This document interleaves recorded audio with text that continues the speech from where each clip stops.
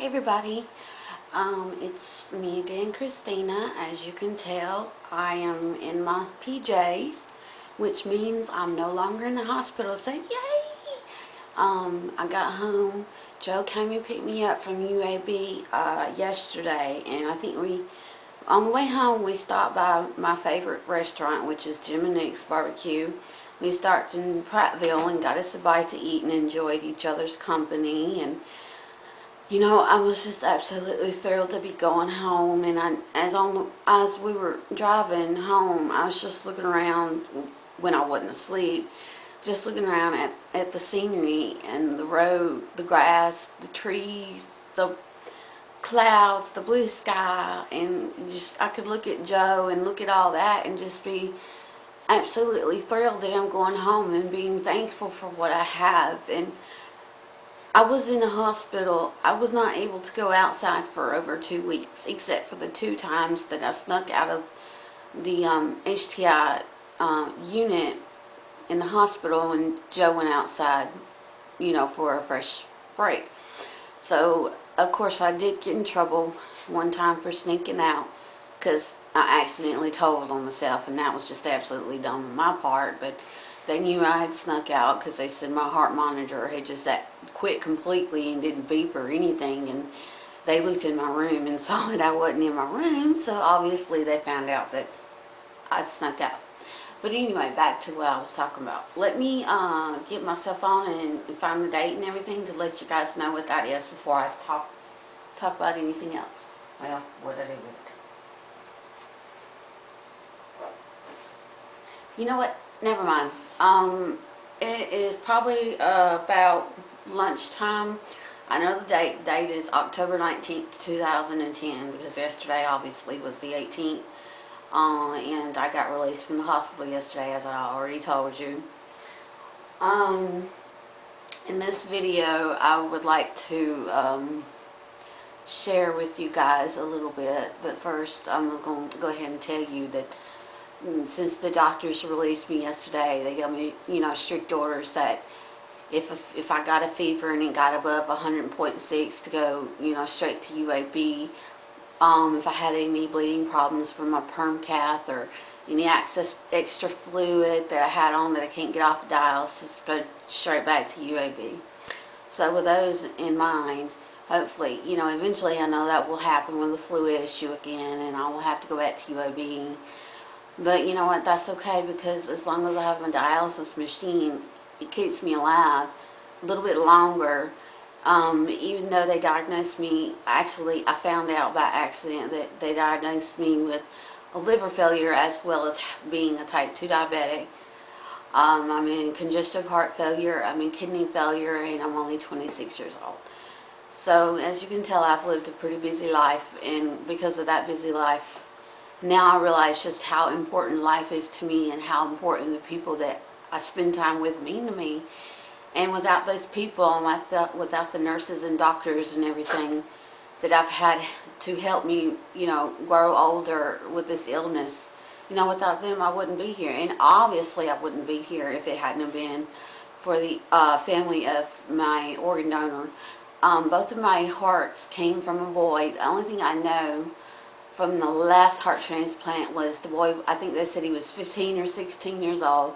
He had just gotten his motorcycle's license, and he was going, it was actually in North Dakota. He was actually driving down a large hill, and his brakes fell on the motorcycle, and excuse me, he crashed into a truck or some large vehicle, and obviously that killed him instantly. So that's all I was being able to tell. Let me show you. Mr. Tiny, my little dog, was extremely happy that I came home. So let me get him. Come on, Tiny. Come on. Come on, baby. Come here. Okay. This is my rugrat, Mr. Tiny. Give me kisses. Come kiss. Are you mad at me? He's mad at me because I gave him a bath. So he isn't going to give me no kisses right now. Are you going to give me a kiss, or are you still mad? Give me a kiss, kiss. No? Okay, I'll put you down. And of course, I still have my favorite pillow that was sent to me. It was sent to me as a gift. It came to my house while I was in the hospital. But like I said in a previous video, that Joe had brought it to UAB when I was in the hospital, and this goes, it's now that I have it, every time I go to the doctor, it's going to go with me. Every time I go to the hospital, this is going to go with me. I was actually thinking about taking it to dialysis, on my dialysis treatments, because it's a smaller pillow and it's comfortable, but I'm a little afraid that if I do that, I might get a blood stain on it or something, so I probably will just keep this safe at home while I'm at dialysis. I would like to show you a little bit of the medications that I'm on. A lot of you may know, being a transplant patient, you have to be on anti-rejection medication, which the reason why you take that is because it helps your body from rejecting the transplanted organ.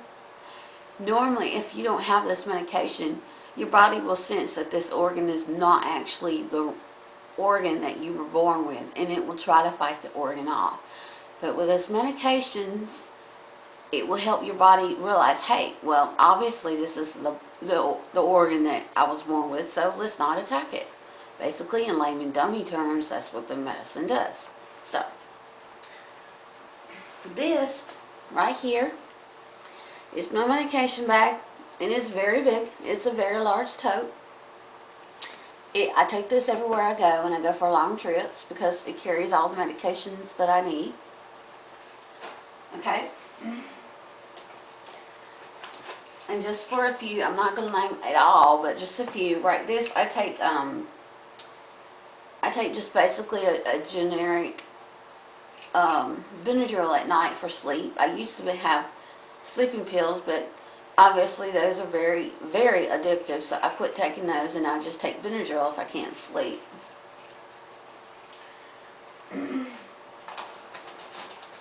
This powder right here is mainly, okay people, it's disgusting, but I'm not going to lie. This is actually called you know what? I don't remember what it's called, but that's okay. Anyway, this is basically, you put this in a drink and it dissolves and it helps you have a regular bowel movement, which if you're any kind of health patient and you have to take pain medicine regularly, you need this or any kind of bowel movement pill or medication to help you have a regular BM. Okay, this is the morphine. I take anywhere from 1 to 3 pills per dialysis treatment. And the reason why I do this is because of my liver failure. If I do not take this pain medicine, I cannot finish my dialysis treatment because I'm in extreme pain. This is mitogen. I take 2 pills before dialysis and 1 pill 2 hours into the dialysis treatment. And this is mainly because of the morphine that I have to take for pain. It makes my blood pressure plummet. So, this helps me get my blood pressure up during dialysis, which in turn helps me stay on the machine longer.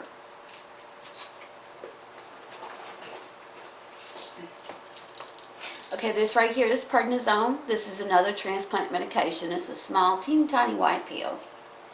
I think this is 5 milligram tablets. So this, actually, one of the side effects is it makes you extremely, extremely hungry, constantly hungry, and it gives you these fat little chipmunk cheeks. So that's what this is for. Prograf. I take Prograf. That's my main transplant medication. This right here helps my body from attacking my organ, my heart, which is the one that I had transplant on. This medication is my life. If I don't take this, I get extremely ill and I wind up in the hospital.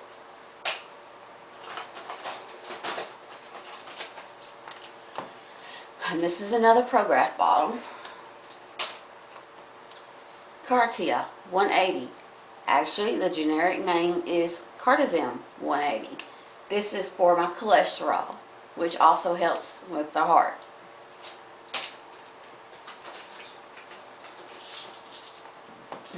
Another morphine bottle, old one though. Tramadol. I have a lot of migraines, so this medication, Tramadol, I take one pill and most of the time it kills a migraine. But I can't take two because it's extremely strong and it makes me sick.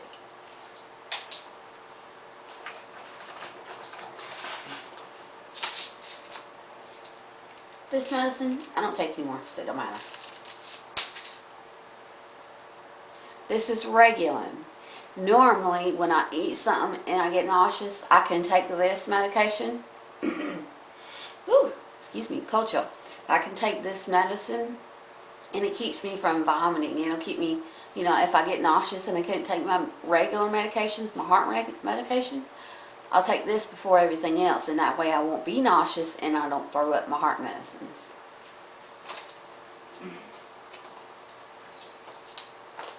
Another Prograf bottle. This is, right here, this is my Xanax. Of course, you all know with my health condition, I have anxiety attacks sometimes, which is completely normal. That don't mean I'm crazy or anything like that. But if I have an anxiety attack, I take this, okay? And I'd like the pink top for this is for breast cancer awareness.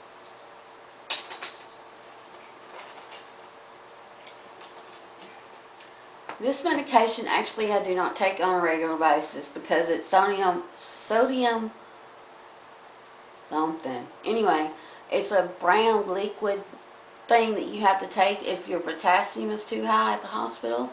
This is disgusting. It tastes like you're swallowing huge chunks of chalk, you know, a little chalk you write with.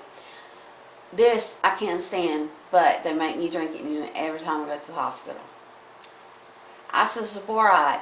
Basically, this is a long-acting medication. It's trying to think. It's a long-acting. I can't think what that medicine that you put up under your tongue when you're having chest pain. Ugh, never mind. Anyway, this is one of those, but it's long-acting. You take this, and this lasts for 24 hours to keep you from having a lot of chest pain if you are, in fact, a heart transplant patient or any kind of heart patient for that fact.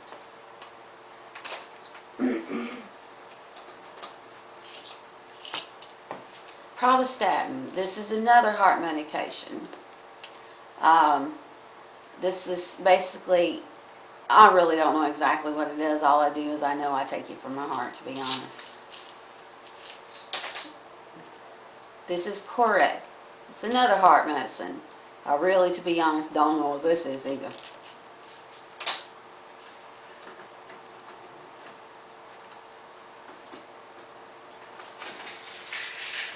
Okay, this is Foslo.